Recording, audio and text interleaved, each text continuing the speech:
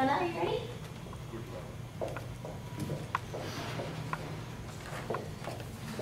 Hi. Go ahead. I'm Kate. Thank you so much. And if you want to go this way so that we don't have to run in, take your seat. If you wouldn't mind relaxing for a minute, I want to take a really quick look at this. Let's see.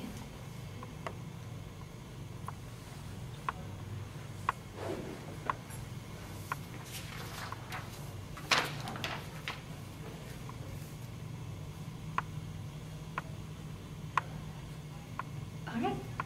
So the first, what I want to do is look a little bit at your education and review kind of the basics of what you've come out of with from the University of Portland. And then I also want to review some of your basic skills and ask you a little more questions about that. And then we'll go on to a few more specific questions. Okay? Yeah. Do you have any questions so far? No. Great. All right. So I see that you're a communication studies major at University of Portland. Are there any specific classes that you've taken that would really be applicable for this job? I took public speaking and also advanced public speaking, so I'm really good with oral and written communication, and I'm really good at contacting people and keeping steady relationships. Okay. Is there anything else that would be applicable for more of a hiring process or interviewing? That's one of the things that is a requirement of our position. I've worked a lot with small groups and being a leadership in those groups, and so for me it's a bit easier to work with people and deciding the kind of questions of who to hire and who's a good candidate, things like that.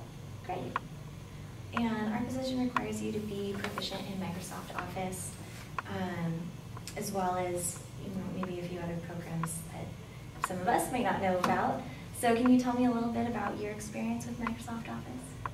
Yes, my last job was at Portland Parks, and oftentimes we had to promote certain events.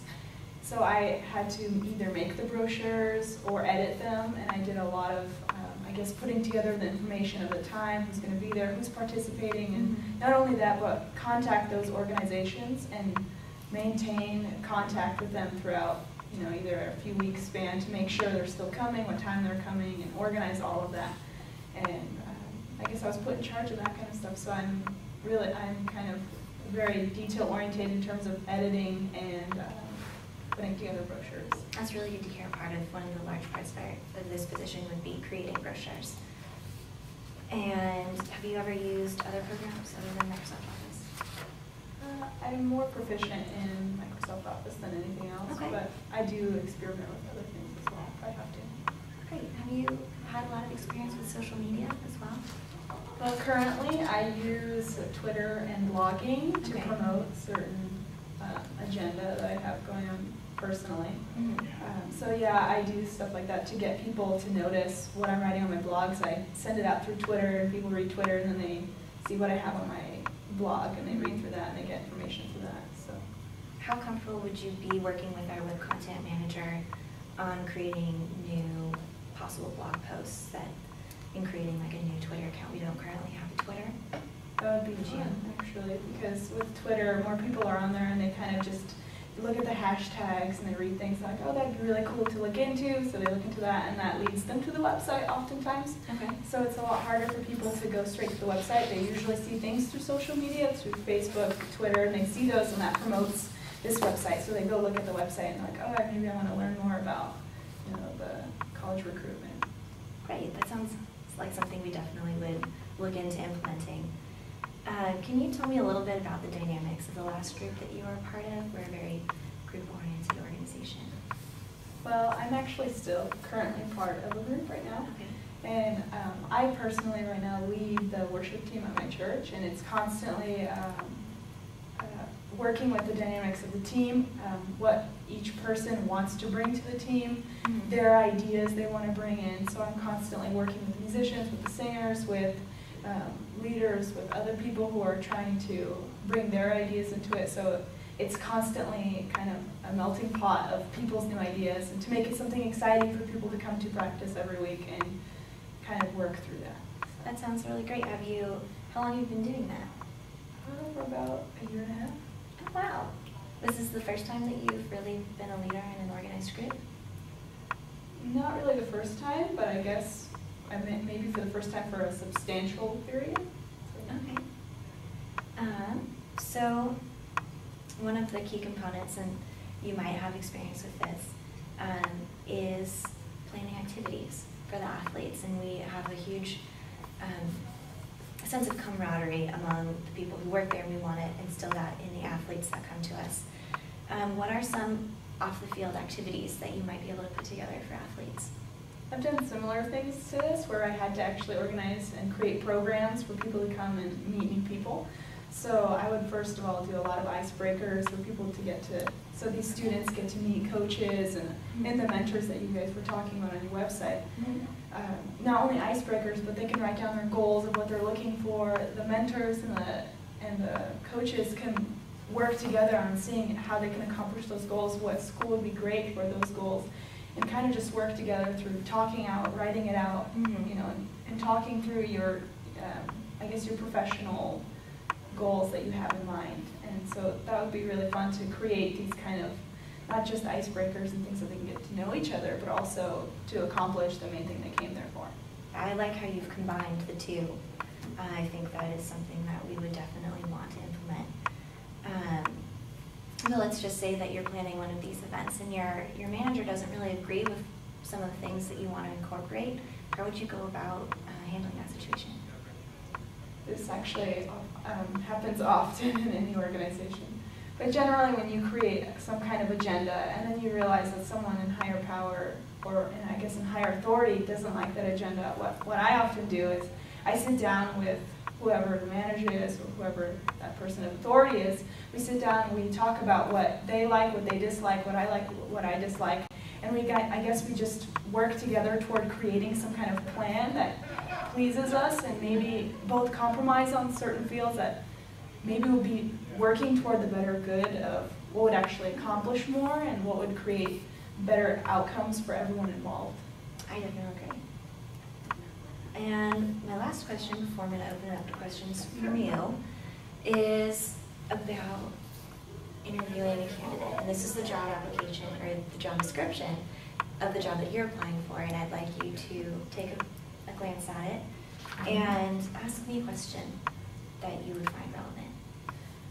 Do I spend more of my time in this position working more on coordinating events and making brochures, or is this more of focus on hiring, or is it equal amount of both of those tasks? We would really see how you would fit into the organization first and see where your strengths are. Our HR director would, if say your strength was mainly in planning, we would use that skill and someone else would take on more of the hiring. It's very flexible. We definitely want to work with whoever we hire and see where the strengths are and how we can work with that. Can I follow up with something else? Yeah. If I am working with a coordinating section, who would I be working with? And if I were working in the human resources, who would I mainly be working with? We've kind of combined our HR department to be both HR and coordination.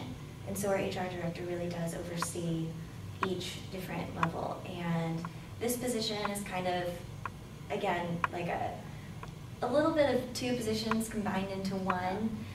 Just because we are so small, we do tend to combine different responsibilities. So really you would be working with mainly the HR director.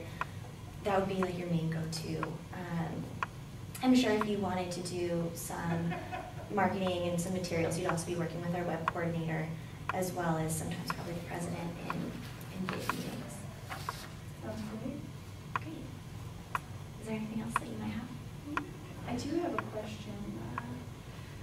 What are the key goals that you have in mind to accomplish in the next year for your company?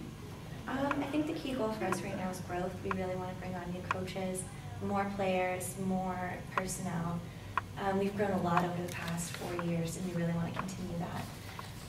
So really for us, it's getting more material out there and making more people aware. Right now we have a pretty large presence in the Pacific Northwest, but we really want to make that pretty national.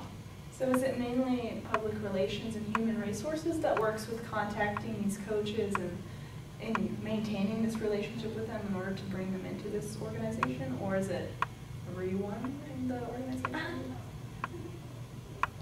Everyone plays a role. I think mostly our president does a lot of work with the coaches and bringing on new coaches, but they definitely do work a lot with the PR and the HR section when we bring them on and distributing materials and things like that. But the initial recruitment and the bring on is mainly with our president and our vice president.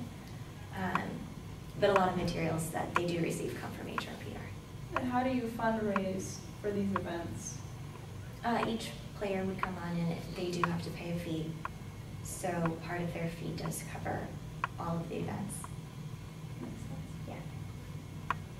Thank you. Those are all my questions. Great. And so for my last question, if you have a second to review the job description, you could ask me a question as though you were interviewing me for that position.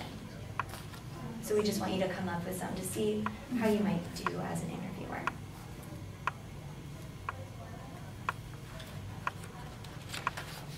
All right, so as an event coordinator, you had to oversee not only the actual program, but you had to oversee the catering and the food and the guests.